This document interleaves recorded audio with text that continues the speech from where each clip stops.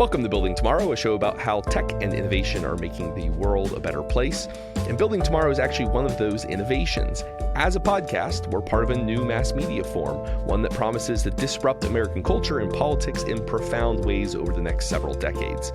But we don't have to approach the question of what that world looks like blind, or might look like.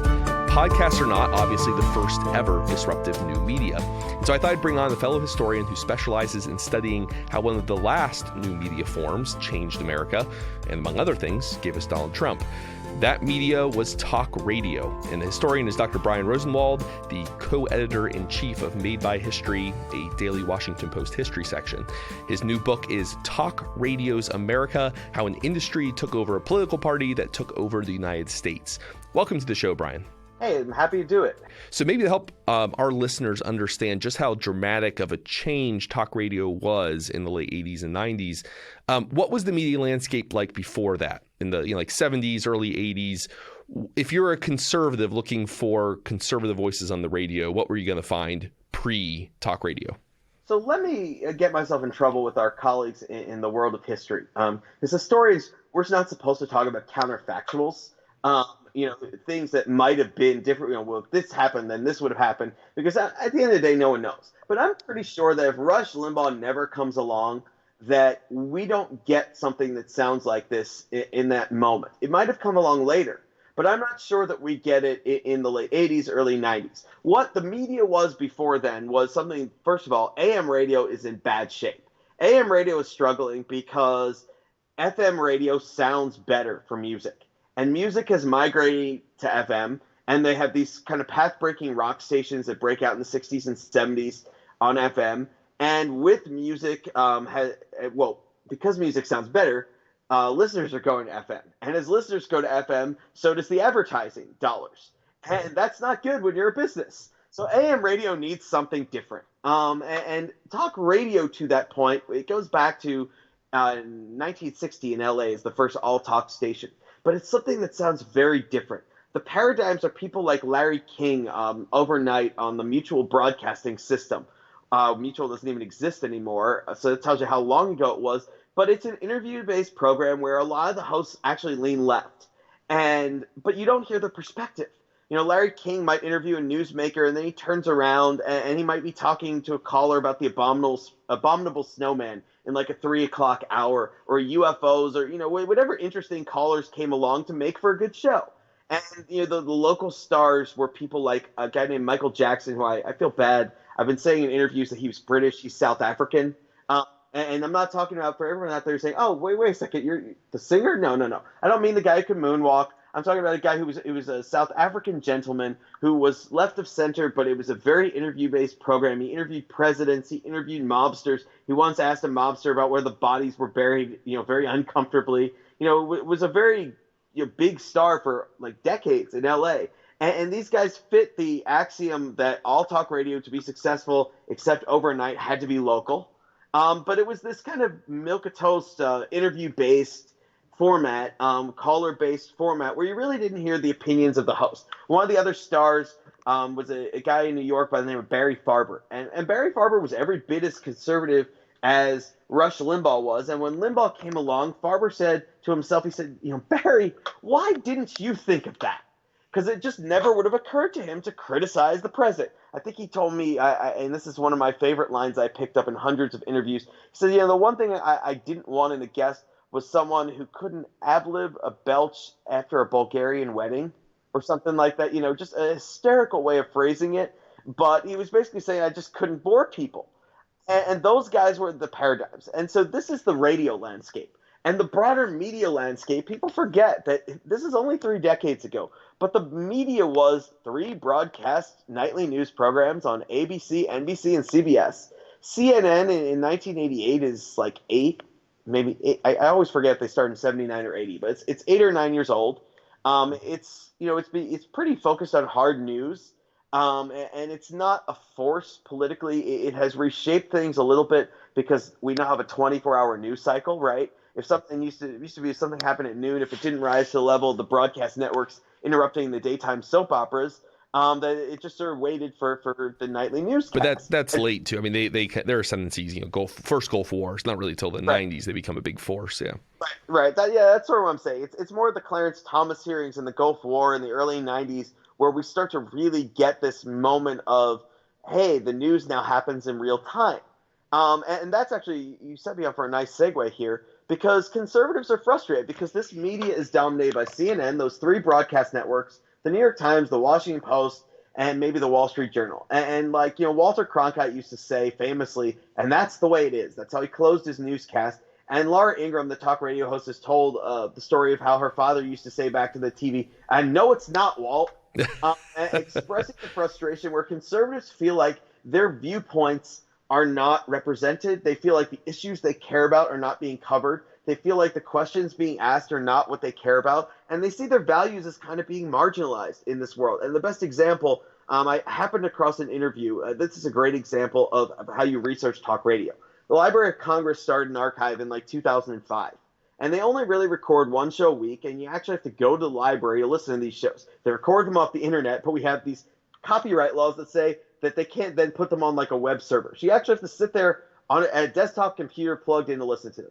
Well, I happened to listen to one show that G. Gordon Liddy did. And G. Gordon Liddy, for younger listeners, was one of the guys who became infamous from Watergate, and then had a sort of second life after he gets out of prison. In the 90s, he becomes a pretty big, nationally syndicated talk radio host. He went by the moniker The G-Man. And he talked about how many different ways he knew how to kill someone. He was very interesting, entertaining, and he was he was eclipsed by the 2000s, by the Sean Hannitys of the world. But for a while in the 90s, he was probably the second biggest nationally syndicated conservative host. And I happened across this interview he did with, he had a guest on, and they were taking callers. And this caller calls up and says, the moment that I understood media bias was the Gulf War. I would listen to Norman Schwarzkopf's press conferences, which are being aired on radio stations. They're being aired on CNN, and people are seeing them in total. And he said, then I watched the nightly news, and what they'd be saying about what Schwarzkopf said was not what I took away from it. It wasn't what I said. I said, where do these people get this? It was just dripping with bias. And that was how a lot of conservatives felt. And Rush Limbaugh comes along, and even for conservatives who didn't think that there was media bias, they say, my God, this is what conservative media sounds like. This is what media from my values and my judgments and my standpoint and my worldview sounds like. And it's refreshing to them. They feel represented. And Limbaugh, it's important to note, Limbaugh sets out to be an entertainer. He's a radio guy. He's been a DJ. I think he's fired 4 times as a DJ in the 70s. He's spinning Elton John records, and between it, he's using some of the same shtick he uses in his talk shows. He's talking about broadcasting excellence and with talent on loan from God, and that kind of stuff. And he's spinning records, and he keeps getting fired because he had one very big flaw as a DJ, which was he didn't particularly like to listen to his bosses. And he liked stunts. He was the kind of guy who's calling the pizza place and ordering 100 pizzas to be sent to the competitor station. That kind of hijinks. And he takes the fun of that and applies it to a talk show. He's having a great time. He's doing parodies. He's got nicknames. He's definitely crossing boundaries at times. But he's just, everything is with a wink and a nod. It's fun. It's funny. It's unexpected. No one knows what he's going to say from day to day except to expect the unexpected. And yes, it's conservative because that's the values that he picked up at the dinner table from his father years earlier in Cape Girardeau, Missouri. But he's melding that with the entertainment and the hijinks of a DJ. It's, I use the same examples. I try to rotate them when I'm talking to audiences because there's so many of them that are great. But instead of warning about the perils of communism, and remember, he goes on the air 88 nationally. The Cold War is still a thing, although it's winding down. He talks about Gorbasms, which is the way the left and the mainstream media react when somebody brings up Mikhail Gorbachev. And Gorbasms have their own theme song, and their theme song is the Imperial March from Star Wars, Darth Vader's music, because he's signaling that Gorbachev is evil, communism is evil, and my God, these people are making fools of themselves, falling all over themselves to praise Gorbachev. And this is how he talks about the evils of communism. Or he has wilderness updates where they're signaled by the playing of Andy Williams' Born Free that's overlaid with mortar blasts and shotgun sounds and squawking animals. And it was Limbaugh's way to make fun of environmentalists. It was, he would then read a news story that he picked out about how ridiculous they were being. And this is right before like the spotted owl controversy and things like that. It fits. Or I'll give you one last example because this stuff is fun. He does this mini-series thing. And again, I feel like half the time when I'm telling these stories that half the audience is like, well, what the hell is this guy talking about? This is like ancient history in a world where everybody's listening to things digitally and podcasts like this. But it used to be that on your three networks, when I was a kid, they would hype endlessly these mini-series. Something where it would be like 2 hours on Sunday night, or maybe 3. I think it was like 8 to 11, Sunday night, usually like Sunday, Tuesday, Thursday. And Limbaugh does this teaser for one called Gulf War I. And it is basically, they have this big theatrical music at the beginning, and you would have like sort of a pre-credit sequence, and then it would go into this list, and it would have this really uplifting music and theatrical music, and it would list the cast. And Limbaugh does this whole cast, and it's definitely got a political perspective. Every conservative being cast is played by a tough, manly actor or a leading, gorgeous starlet. Limbaugh, I think, was played by Sylvester Stallone, and I think Limbaugh played like Norman Schwarzkopf or something like that. But the casting was funny. He had Betty White was Barbara Bush, and Ringo Starr was Yasser Arafat, and James Earl Jones was Colin Powell. And I found that this trailer, I think I found it on a cassette in an archive somewhere. But like Limbaugh was playing it back on like an anniversary show, and he's like, I can't believe we did this. He'd even forgotten that he had done something like this. But this is what it was. It was this great show. But what happens is that Limbaugh starts getting these callers. And these callers are saying, thank God you're on the air, Rush. We finally have a voice. All those people who felt marginalized by that media landscape that you were asking me about are thrilled to get this. And it transforms the entire landscape because a lot of people in radio take away from it that there's this huge audience that wants conservatism, that are desperate for conservatism.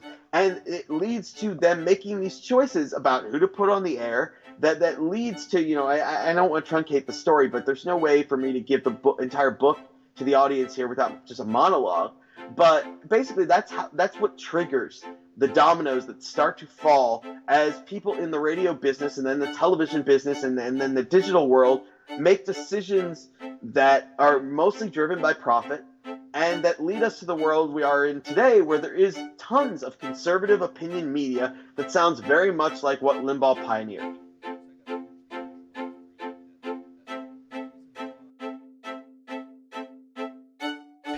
To kind of transition our conversation a little bit. So we've been talking about Rush, and he is he's the king of early talk radio. But one of the bits about the book, which I found most intriguing, and there's more of this in your dissertation than there is in the book. But it's about how, it's reminding our audience, again, we're looking back through an era of 20 years, 30 years of right-wing dominance in this space. But that's it didn't have to be that way. It wasn't always that way. And in the book that there was actually as late as 93, a majority, more than half of talk radio hosts were considered, left-wing, liberal, Democrat. But they weren't, Rush and Hannity and the people we've become familiar with today. So once upon a time, there was left and right-wing voices who did very well on talk radio, but that stopped in the 90s. There was a moment of transition, but by the 2000s, the overwhelming majority of voices in the talk radio space are conservative or right wing. So maybe you can describe some of these early left wing talk radio hosts, and then explain, why does that happen? Why does the right win this space? Well, I don't think there was ever really strong left wing talk, which is to say that there wasn't a lot of what Rush does on the left that succeeded. But what you do have is most hosts who lean left. And you have plenty of local hosts who succeed doing what Rush does on the left. People like Randy Rhoads was the biggest thing in Palm Beach. Somebody told me a story where Rush complained because Rush broadcasts. This is after he moves to Florida, and he broadcasts his show from down there, and he get in his car to go home, flip on his station, and there's Randy Rhoads ranting from the left. And Rush, they say to Rush, well, Rush, we hear your complaint, but this is what her ratings are, and Rush never asked again. she was killing it in the ratings. And there are people like this in a lot of local markets. And what happens is, first of all, as they try to find a liberal Rush in the mid-'90s, they tried people like Mario Cuomo and Gary Hart, failed politicians, or they were successful, but they had lost their last elections in a lot of cases. And they're not radio entertainers. One thing that is crucial to radio success, it seems, is that people have some radio training. They have some radio skills. Rush starts out as a DJ, right? Well, a lot of hosts, left, right, and center, have been successful. They were DJs first. I think Tom Hartman, who is probably the most successful liberal host out there, started as like a country DJ in like his teens. You get the sense of the medium. Or people start as like legal analysts, who would guest with people, and then somebody out there heard, a producer or a radio executive heard them and said, this guy sounds good, let's give him a show. And that kind of radio skill is what's led to success. People like Cuomo would say, they make a great point, and then they turn around and say, but on the other hand. Well, that kind of nuance doesn't make for a particularly good show. So that happens at the same time that you see all conservative stations start to crop up, starting in places like Seattle and San Francisco. And as people experiment with branding stations as all conservative, and as those stations do well, people, I think I heard over and over again from radio executives was, look, we're not the most creative lot, we're lemmings. We sort of follow where people are going, because the first question your boss is going to ask you when you try a new format or you say, I want to switch this station to this format, is where is that working? Because it's safe to do something that's working somewhere else. It's not safe when you're over here saying, well, I want to try this totally different thing. Nobody's ever done this, but I think it'll work. Well, if that works, great, you're going to be really successful. But if it flops, you might be out of a job.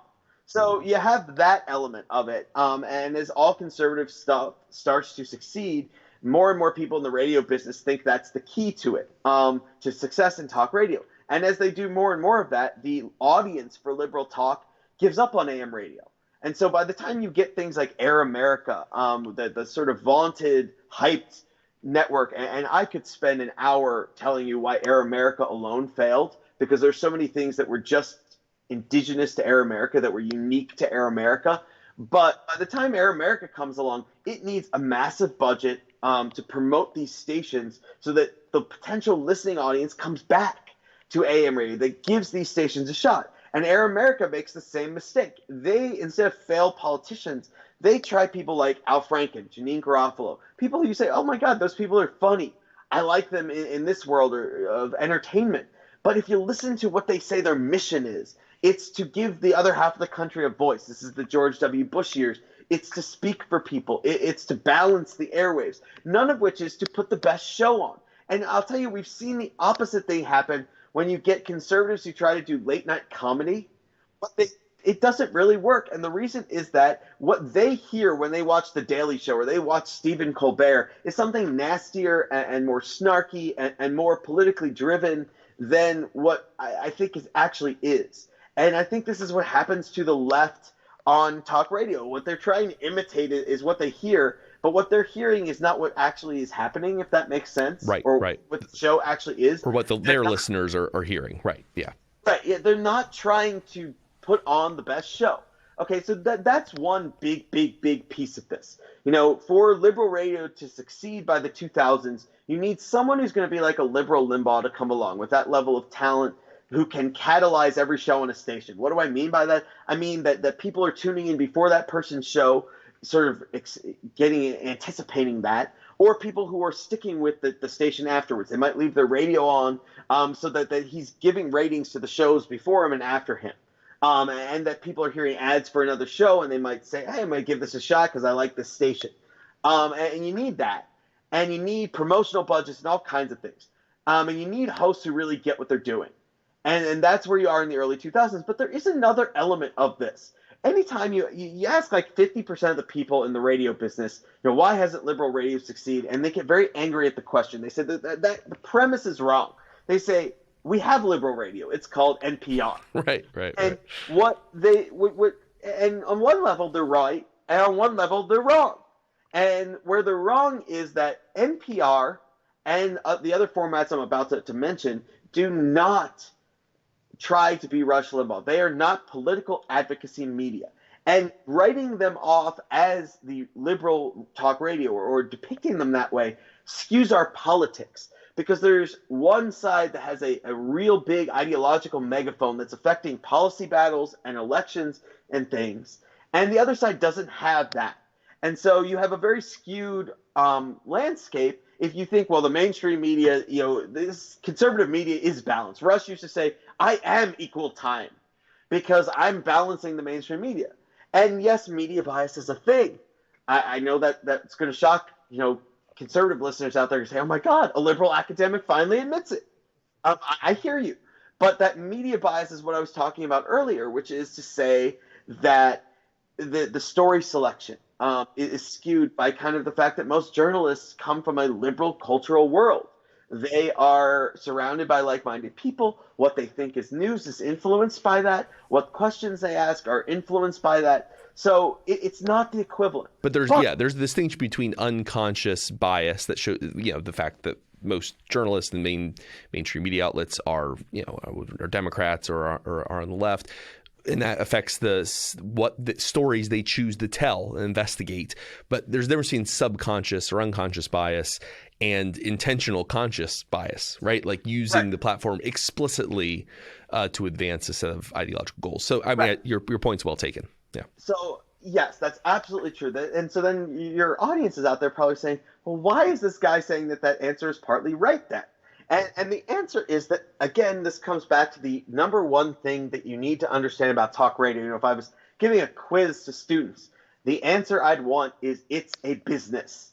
And from a business standpoint, you have a lot of programming, spoken word programming, that appeals to what I've taken to calling the three legs of a democratic electoral coalition. So like if you picture one of those three-legged stools that you'll see sometimes, there are sort of three pillars to the modern, what I call the Obama Democratic Coalition.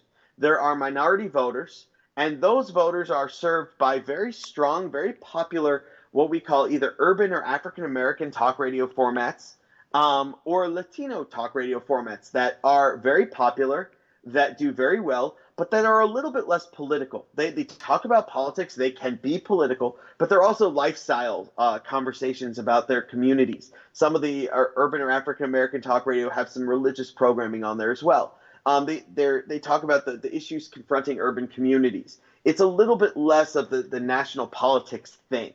So then the second leg of that stool is young voters. Well, there's this thing that we call guy talk. And one thing we haven't talked about at all is the other transcendent talent of this radio generation with Limbaugh, and that is Howard Stern. And he does the guy talk thing. It is occasionally political, especially now, much more so, I think, than in his terrestrial radio days. He does, a decent amount of national politics, but he also can be talking about all sorts of sexual things that we won't get into, and pushing boundaries that got his stations when he was on terrestrial radio in trouble with the FCC all the time. And this format is certainly not Limbaugh-esque. It's not political, but it appeals to young listeners, young demographics who might otherwise be politically looking for liberal talk. And then the third pillar of this sort of Democratic coalition is very highly educated suburban professional types and urban professional types. And they're listening to NPR. NPR is news. It attempts to provide balance. They'll have conservative guests. They'll have liberal guests. But it's coming from that cultural perspective. And so what happens is there just isn't the same market that there was in 1988 for conservatives who felt marginalized, who felt like they didn't have a voice. You don't get that except in two moments. It's not a coincidence that Air America comes along in like 2004 at the same moment that an initiative called Democracy Radio is taking Ed Schultz and Stephanie Miller, who would both end up being pretty successful, into national syndication. And that is Democrats feel voiceless.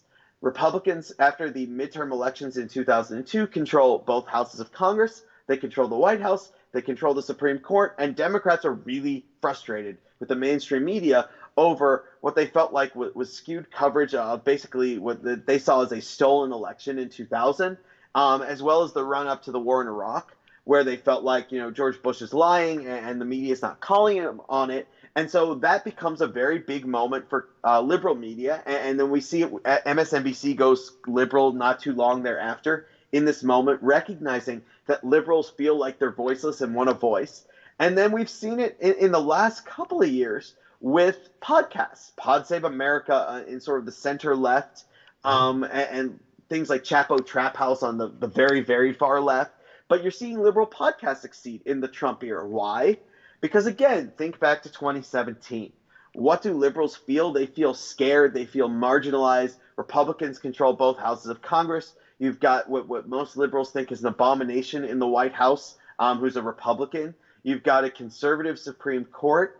You don't really have the liberal advocacy media where they feel like, hey, somebody's out there feeling the way I feel and expressing it, and I can listen to this and sort of pump my fist and say, yeah, you go, guy. You give me that voice. It makes sense that, and well, in contrast to, say, late 80s, in 2016, well, the podcast space is a lot more wide open, right? In the sense whereas in the 80s, I think as you've been pointing us to, if you are a left-wing nascent talk radio host, you're a local host, and you have an interest in going wider, going regional, going national, like a right-wing host. Well, the problem is you're competing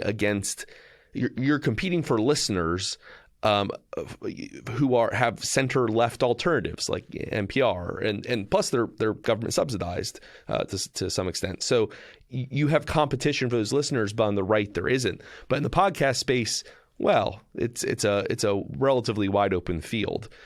So it makes sense that Chapo Trap House and Pod Save America would have a lot more room for growth versus, I guess, their corollary 30 years earlier in the late 80s.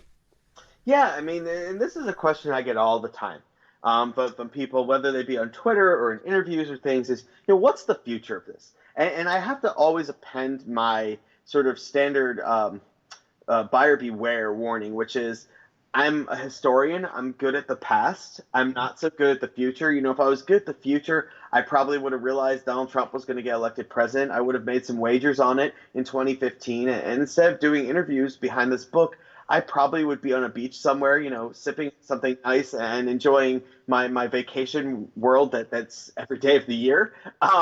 So that's the warning. Don't take what I'm saying and go run and put your life savings on it, because that's never a wise decision, as I promise you my fantasy teams prove week after week. Poor Eagles fans. Out there, I will say that the future of this is, I think that the programming that you hear on AM radio, the programming that Rush Limbaugh ushers in, that starts on AM radio in 1996, moves to cable television with Fox News, today is also found in the blogosphere. The market for that program is going to remain robust. I don't know that it will be on AM radio, because I think the AM radio stick, as it's known, is in jeopardy. Why do I think that? Because each year they come out with new cars that are more and more integrated with your phone. Pretty soon, I think at some point we're going to have universal Wi-Fi, where instead of having to worry about data plans and my cell phone plan just cut out there, we have a blank or an area with no good coverage, so my podcast just kind of blipped, or any of that kind of stuff. It's all going to go away. And the problem with terrestrial radio in this world is people don't want to listen to like 22 minutes, an hour of commercials. We're a DVR world. And so people are going to maybe revolt against AM radio. How many people under the age of 30 are listening to the AM radio every week? I think it's less than people over 60, and probably significantly. So I think that AM radio as a delivery mechanism might be in jeopardy. But the content is going to flourish, because there's a market for it. One reason that the first two all-conservative stations succeed, and there were stations earlier that were all conservative, maybe, that were not branded that way, but the first two stations branded as all conservative talk succeed in Seattle and San Francisco. Not exactly bastions of conservatism, and the reason is that in a major markets, like that, you only need 3 to 5% of the audience to be successful, and that's a reminder that to have a really great podcast, you need a fraction of the national electorate, a fraction of people who care about politics. And young voters Even if you look at the polls, they show what, somewhere between 60 and 70% of young voters lean left, and even young conservatives tend to lean differently than their elders on issues like gay rights or climate change, things like that. There are definitely people out there, though, that are conservative. It might be a slightly different flavor of conservatism, but that third of the electorate under the age of like 40 probably don't feel as comfortable airing their views with their peers. They're worried about being accused of, how can you be a Republican in the Trump era? That's racist. That's this. That's that. Or how dare you say this? You want people to die from not having health care. We've all heard the lines of thinking, right? Well, what conservative podcasts, people like Ben Shapiro, give them is a feeling where, hey, I can go somewhere. This is like my safe space. I can go somewhere where someone's going to say what I think and no one's going to accuse me of anything for listening to that. So I think there's going to be a market for that. But where podcasting changes everything is I think it's going to leave us with a much more diverse spoken word landscape than what happened with AM radio. And the reason for this is simple. One reason that conservative radio succeeds and liberal radio doesn't is that there is something known as a 50,000 watt stick. And what that is, we call them flamethrower stations. The best way I know to explain this to audiences is when I was a kid, I'm a huge Philadelphia Phillies fan, which breaks my heart on almost yearly basis. But when I was a kid, we take vacations and we go all the way. We go up to Maine, we go down to North Carolina, and at night, if you went out in the car and you flipped on the radio, you could hear the 50,000 watt Philadelphia station that carried the Phillies games and listen to them on the radio because the signal was so strong. But there's a finite number of those stations. There's only a couple hundred of them. And what happens is, as conservative radio starts to succeed in the 90s, they lock those stations down. So that when Air America comes along, a lot of these big conglomerates that own clusters of stations in a city, so they might own 6 stations, they say, let's put Air America on one of those stations. But their number one station in that market might be a conservative talk station, and that station, therefore, has the best signal. It's heard all throughout the area. It doesn't cut out because, you went 1 mile and oops, there goes the station. It's cutting out. All you hear is static. And they get the most promotional dollars because if you were a company, where would you put your promotional dollars? Behind your biggest moneymaker, right? It's not going to be that product that sells 5 a week. And so those stations get locked down with conservative talk. Well, in podcasting, there's no such thing as a 50,000 watt station, right? Right. If you have a decent enough microphone that you get for $100 on the internet, $200, whatever it is, you have a good pair of headphones, you have some recording software, and you watch a few YouTube videos on how to produce audio or edit audio, you can do a podcast. And if your podcast is pretty good, it's a lot like what happened for Rush Limbaugh in the late 80s. Because before he gets on those 50,000 watt stations, he's on outlier stations that are outside of the major metro areas. He might be on some small station based in some exurb of like St. Louis or Charlotte or whatever, 50 miles outside of the city. That's kind of a scratchy station, but he's so good that he's drawing listeners, and that eventually puts him on those bigger stations. Well, if you're that good on a podcast, if you're saying what people want to hear, if you're entertaining them, if you're engaging them, if you're making their runs easier, instead of looking at the clock on the treadmill, that they're engaged with what you're saying, then you're going to succeed in this world. And podcasting enables that. And not just for the left, but also for the center, which has struggled a lot, I think, to sort of cultivate opinion media. Because let's face it, a lot of people say, well, centrism, there's no passion there. Where's the passion in that? But if you did something good in the center that reached an audience, you can succeed commercially. So I think that the podcast world is going to be more ideologically diverse. I think you're starting to see some of the political impacts, and we didn't really talk about those much here, but you're starting to see some of the same impacts on the left as you've seen on the right over the past 3 decades because of these podcasts, where these podcasts are saying, well, that democratic behavior is absolutely unacceptable. They are selling you out. Call your senator. Tell them to get up and fight, damn it. That kind of passion, you're starting to get that. And social media is doing some of the same things. So you're going to start to see that impact. But I think you're going to see a much more diverse spoken word world. However, I think that's a good thing. It should be clear from my conversation with Brian, and very much so if you read the book, that the medium of talk radio plays a vital role in ensuring Republican political dominance from the mid-90s until today, especially on the local and state level, to a lesser extent on the federal level. But it may also be the death of GOP electoral fortunes in the future. And that's kind of the irony of talk radio. It's both key to its success and could be the key to its decline as a successful party on the federal level. That's what talk radio does. It's the key to GOP ascent in the 90s, aughts, and 10s, but it's become one of its fatal flaws, forcing it into policy stances that are broadly unpopular, selecting candidates that are unelectable in contested districts. So talk radio gave us Donald Trump in 2016 and the blue wave in 2018.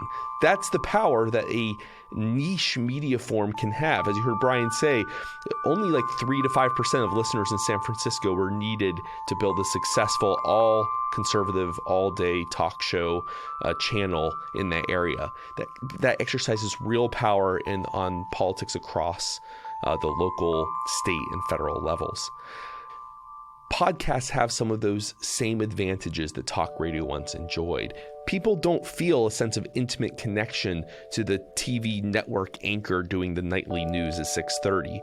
It's someone you might respect or look up to, or admire, I suppose, in some abstract sense, but not someone you feel that sense of intimate connection, someone you want to have a beer with after work.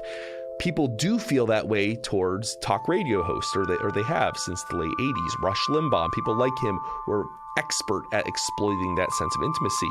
The same thing can be true of podcasts. They're more like talk radio than they are like television. Think about it this way. Podcast hosts are now routinely selling out auditoriums across the country to do live podcast shows. Again, that's something you don't do with TV network anchors. They don't have live audiences watching them give the nightly news. It's a very different relationship, and podcasts have that same advantage as a new media form. Underrepresented voices are getting a hearing because of podcasts, just like underrepresented voices in the 80s got a hearing because of talk radio. And you heard Brian talk about this, that a certain set of conservatives in the 1980s didn't hear people like them, didn't see people like them on the TV or hear people like them advancing their points of view on the radio. So I think there are some really clear and interesting lessons we can take from the history of talk radio and apply to podcasting both now and what podcasting looks like in the future and how it's going to affect the next 10, 20, 30 years of American politics. Thanks for listening. Building Tomorrow is produced by Tess Terrible. If you enjoy Building Tomorrow, please subscribe to us on iTunes or wherever you get your podcasts. If you'd like to learn more about libertarianism, find us on the web at www.libertarianism.org.